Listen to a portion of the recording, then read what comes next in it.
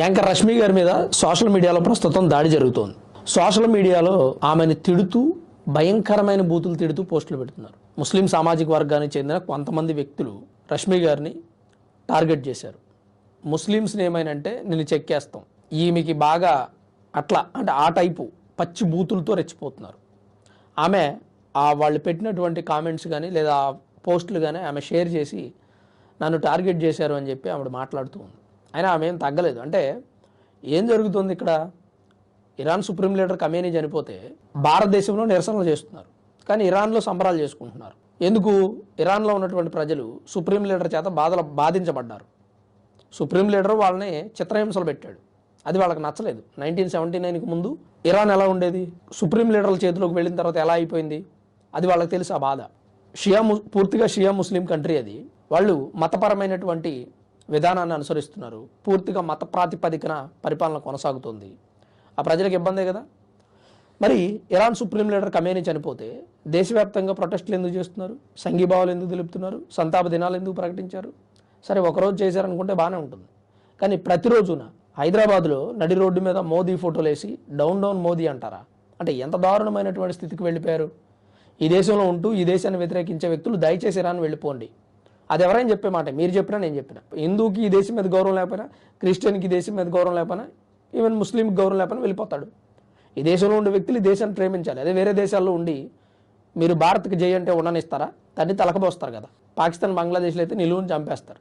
చాలామంది మేము ఇరాన్ వెళ్ళిపోతూ ఉంటున్నారు. దయచేసి ప్రభుత్వం వాళ్ళని ఇరాన్ పంపించే ప్రయత్నం చేయాలి. ఇప్పుడు ఒక ఆడపిల్ల ధైర్యంగా దేశం గురించి మాట్లాడితే ఇంకా చాలామంది సెలబ్రిటీలు మాట్లాడలేదు, వాళ్ళకి ధైర్యం కాలేదు. ఎందుకంటే ఇక్కడ రాజకీయం నడుస్తుంది, సినిమాలో రాజకీయం నడుస్తుంది, రాజకీయాల్లో రాజకీయం నడుస్తుంది, దేశభక్తి విషయంలో రాజకీయం నడుస్తుంది.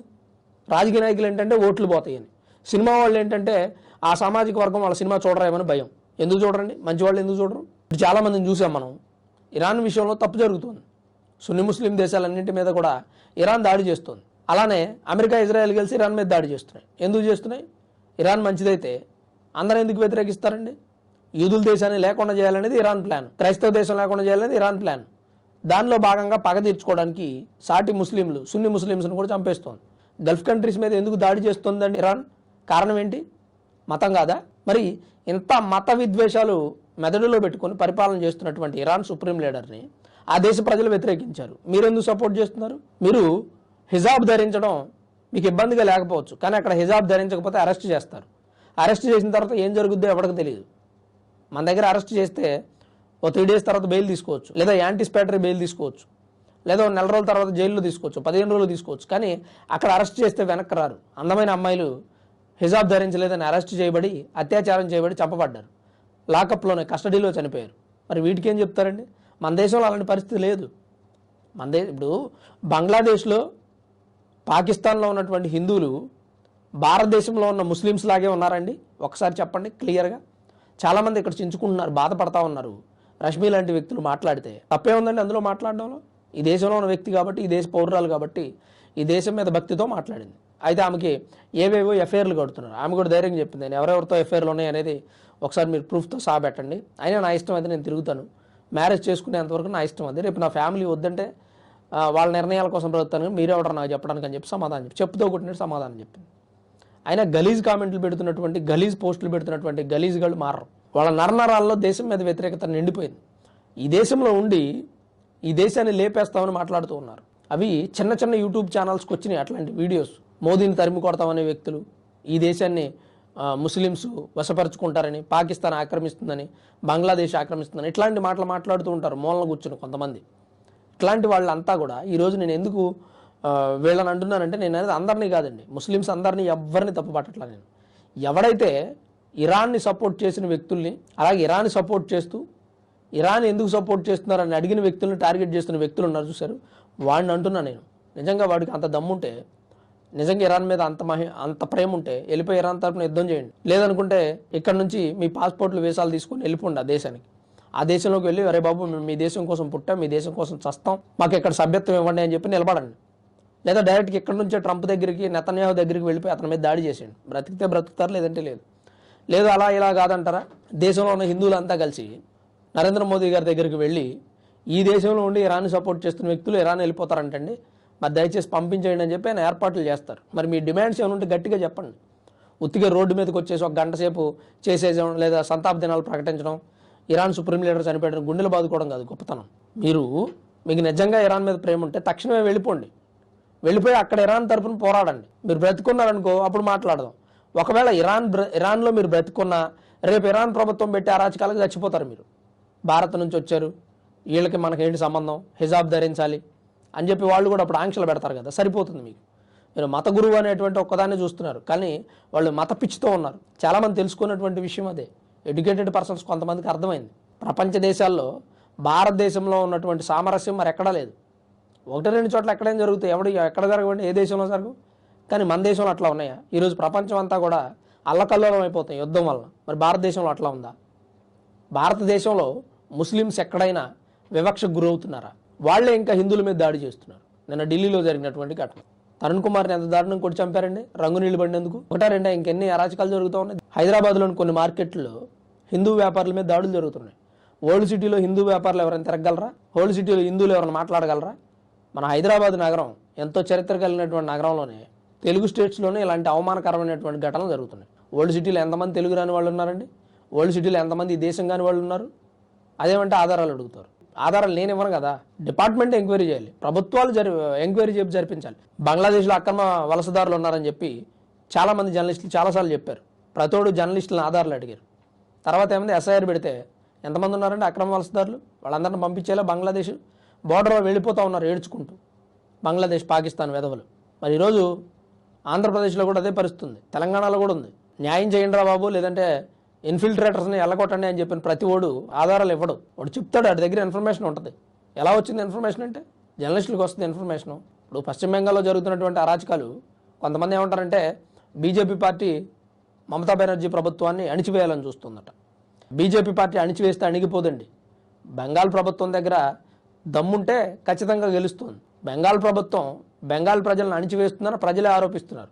సందేశ్ కలి ఘటన తెలుసా మీకు? ఇట్లాంటి అనేక అరాచకాలు పశ్చిమ బెంగాల్లో జరుగుతూ ఉన్నాయి.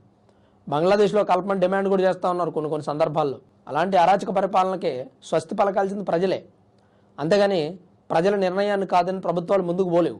ఈరోజు ఏ దేశంలో అయినా సరే మెజారిటీగా ఉన్నటువంటి ప్రజల యొక్క ఆలోచనకు అనుగుణంగా ప్రభుత్వాలు నడుస్తాయి. కానీ ఇక్కడ అట్లా కాదు. మెజారిటీగా ఉన్నటువంటి హిందువుల మనోభావాలకు అనుగుణంగా ప్రభుత్వాలు నడవట్లేదండి. మిగిలిన 2 మతాలకు అనుగుణంగా ప్రభుత్వాలు నడుస్తూ ఉన్నాయి. ఎందుకంటే వాళ్ళు ఈ దేశంలో మైనారిటీలు. అఫ్కోర్స్ మేము కూడా గౌరవిస్తాం, తప్పు కాదు. రాజ్యాంగం ప్రకారం, ప్రజాస్వామ్యం ప్రకారం మేము గౌరవిస్తాం. కానీ మైనారిటీలుగా ఉన్న వ్యక్తులు మెజారిటీగా ఉన్న వ్యక్తుల మీద దాడి చేసి చంపేస్తుంటే దీనికి ఏం సమాధానం చెప్తారండి? ప్రభుత్వాలు కూడా స్పందించాల్సిన అవసరం ఉంది. దీనికి ఎక్కడ బీజం పడింది? ఒకటి వేళతో సహా పెకిలించాలంటే ఏం చేయాలి? ఇలాంటి ఒక అక్రమ ధోరణిని అణిచివేయాలంటే ఏం చేయాలి? ఎంత డేర్గా మాట్లాడుతున్నారండి, నాకు అర్థం కాదు. భారతదేశంలో ఉన్న హిందువులందరినీ చంపేస్తారా? హిందువులందరినీ తరిమి కొడతారా? దేశాన్ని ఇస్లాం కంట్రీ చేస్తారా? ఇట్లాంటి వెధవలు మాట్లాడుతున్నటువంటి మాటలు ఇవి. కొంతమంది పోస్టులు పెడతా ఉంటారు యూట్యూబ్లో, ఫేస్బుక్లో, ఇన్స్టాలో చూసినప్పుడు అనిపిస్తుంది ఈ దేశానికి భవిష్యత్తులో తప్పకుండా ప్రమాదం ఉంది. ఆ ప్రమాదాన్ని ఏరికోరి రాజకీయ నాయకులే తీసుకొస్తారు. ఆ రాజకీయ నాయకులు ఎవరంటే దేశాన్ని బలంగా వ్యతిరేకించే వ్యక్తులు. సెక్యులరిజం అని చెప్పి, ముస్లిం అంటే కాంగ్రెస్ అంటే ముస్లిం అని చెప్పి, హిందువులు ఈ దేశంలో మూఢనమ్మకాలు నమ్ముతారని చెప్పి, హిందువులు ఒకప్పుడు మైనారిటీలను తొక్కేశారని చెప్పి రెచ్చగొట్టి ఎట్లాంటి ప్రయత్నాలు చేసే వ్యక్తులు దేశానికి ఎప్పుడైనా ప్రమాదమే. ఈరోజు రష్మి గారి మీద అంత డేర్గా పోస్టులు పెట్టగలుగుతున్నారంటే వాడికి అంత ధైర్యం ఎట్లా వచ్చిందండి? బూతులతో పోస్టులు పెడుతున్నాడంటే ఈ దేశంలో ఉన్నటువంటి ప్రభుత్వాలు నన్ను ఏం చెయ్యవులే అనే ధైర్యం.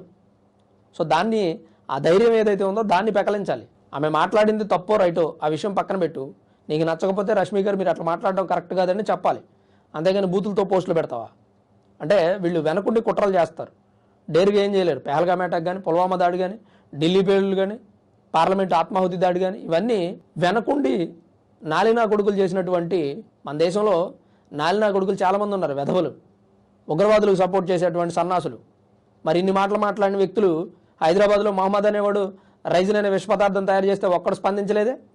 కోవా బన్ మీద హిందువులు అంతా స్పందించారు కదా. కోవా బన్లు ఏమైనా కలిపాడా? మేము చూడలేదు. కలపలేదనే ఫైట్ చేసాం. వలీ కోసం పోరాడాం. హిందువుల కోసం మీరు అట్లా పోరాడతారా? రంగు నీళ్లు బండి అని చెప్పి తరుణ్ కుమార్ని చంపేశారు. మరి అది జరిగింది తప్పని చెప్పి ఎంతమంది ఫైట్ చేశారు? సో ఇక్కడ హిందువుల్లోనూ ఎక్కడో ఒకడో చీడ పురుగు ఉంటాడు. కానీ ముస్లిమ్స్లో ఎక్కువ శాతం మంది చీడ పురుగులు ఉన్నారు. వాళ్ళందరినీ ముస్లింలే ఖండించాలి. నాలాంటి వాళ్ళు చెప్తే వాళ్ళ మీద వ్యతిరేకతతో చెప్పానంటారు. మంచి వాళ్ళు కొంతమంది ఉన్నారు ముస్లిమ్స్లో, బయటకు వచ్చి రెస్పాండ్ అవుతూ ఉన్నారు. అలాంటి వ్యక్తులు అరే బాబు రష్మి చెప్పింది మీకు ఇరాన్ అయితే అభిమానం ఉంటే ఇరాన్ వెళ్ళిపోండి అని చెప్పి, అందులో తప్పే ఉందిరా? మనం ఇరాన్లో ఉన్నాం అనుకో, భారత్ని సపోర్ట్ చేస్తే ఊరుకుంటారా ఇరాన్ ప్రభుత్వం? రష్మిలాగా వెళ్ళిపోండి అని చెప్పరండి, వాళ్ళు పైకి పంపిస్తారు, భారత్ కూడా పంపించరు. పాకిస్తాన్ నుండి భారత్ని సపోర్ట్ చేయి, రేపు భారత్ వెళ్ళిపోరా అని చెప్పరు, డైరెక్ట్ పైకి పంపిస్తారు పేక్ కోసి. ఇలాంటి దరిద్రమైన ఘటనలన్నీ ప్రపంచ దేశాల్లో జరుగుతూ ఉన్నాయి. భారతదేశంలో ఒక్క చోటే మైనారిటీలు సేఫ్గా ఉన్నారు. సో ఈ విషయాన్ని గమనించాల్సిన అవసరం ఉంది. నేను ఎవరి మీద ద్వేషంతో చెప్పట్లా, భవిష్యత్తు తరాలకు ప్రమాదం ఏర్పడేటువంటి పరిస్థితి ఉంది, దాన్ని గమనించాల్సిన అవసరం ఎంతైనా ఉంది. ఈరోజు రష్మి గారిని టార్గెట్ చేసి బూతులు తిట్టి ఫేక్ వీడియోలు రిలీజ్ చేసి ఫేక్ పోస్టులు వేస్తున్న ప్రతి వ్యక్తి గురించి దేశభక్తి ఉన్న ప్రతి వ్యక్తి స్పందించాలి, ఆమెకు జరుగుతున్నటువంటి అన్యాయాన్ని ఖండించాలి. రేపొద్దున ఆమెకు జరిగింది దేశంలో ఉన్న ప్రతి వ్యక్తికి ఇదే గతి పడుతుంది. 100 కోట్ల మంది హిందువులు ఉన్నారని చెప్పి కాళ్ళు ఎగరేసుకోవటం కాదు, 100 కోట్ల మంది హిందువుల్ని టార్గెట్ చేస్తున్నటువంటి ఉగ్రవాద శక్తుల్ని మనం మట్టుబెట్టగలగాలి, ధైర్యంగా ఎదుర్కొనగలగాలి. అది సోషల్ మీడియా అయినా, డిజిటల్ మీడియా అయినా, ప్రింట్ మీడియా అయినా, ఏ రూపంలో కుదిరితే ఆ రూపంలో. అలానే ఇక్కడున్న మైనారిటీలను ఎవరిని మనం ఇబ్బంది పెట్టొద్దండి. ఎక్కడో హిందువులు ముస్లిమ్స్ తన్నుకున్నారంటే దానికి కారణం ఏంటనేది ఖచ్చితంగా శోధించాల్సిన అవసరం ఉంది. ఎవరు తప్పైతే వాళ్ళని శిక్షిద్దాం, తప్పకుండా. హిందువులు తప్పైతే మేము మాట్లాడతాం, కానీ ఈ దేశంలో ఉన్న హిందువులను టార్గెట్ చేసిన వ్యక్తులు ఖచ్చితంగా మారాల్సిన అవసరం ఉంది. లేదంటే హిందువులు మారారనుకోండి వేరేలా ఉండదు. అఫ్కోర్స్ హిందువులు త్వరగా మారకపోవచ్చు, ఒక ప్రమాదం వస్తే తప్ప చీమ గుట్టిందాక నొప్పి తగలదు వాళ్ళకి. అలాంటి పరిస్థితుల్లో హిందువులు ఉన్నారు. హిందువులు అనేక రకాలు ఉన్నారు. సెక్యులర్ అనే ముసుగులో కొంతమంది, హిందూ మతం మారిపోయి కొంతమంది, నాస్తికులు అని కొంతమంది, రకరకాల గ్రూపులు ఉన్నాయి.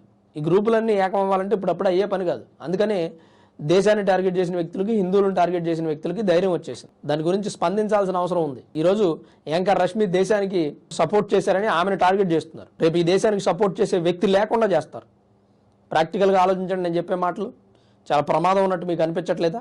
రేపు ఎవరు దేశానికి సపోర్ట్గా మాట్లాడితే వాడిని టార్గెట్ చేస్తారు. సో ఈ టార్గెట్ చేసే వ్యక్తుల్ని గుర్తించి పట్టాల్సిన అవసరం ఉంది డిపార్ట్మెంట్ వాళ్ళు కూడా. ఒక ఆడపిల్ల దేశానికి సపోర్ట్గా మాట్లాడింది, మీలో ఎంతమందికి ఉంది అడేరు? ఎంతమంది సెలబ్రిటీలు మాట్లాడారండి?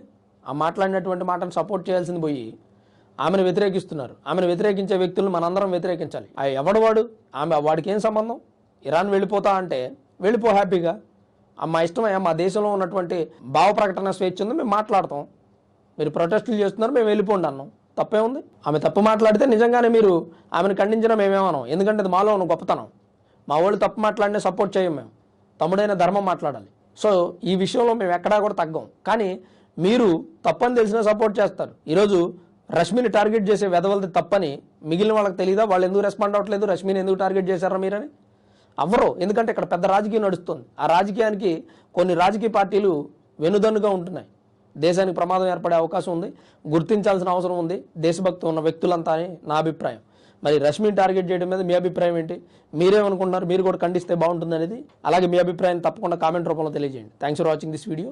This is Ram signing off సన్మర్ studios.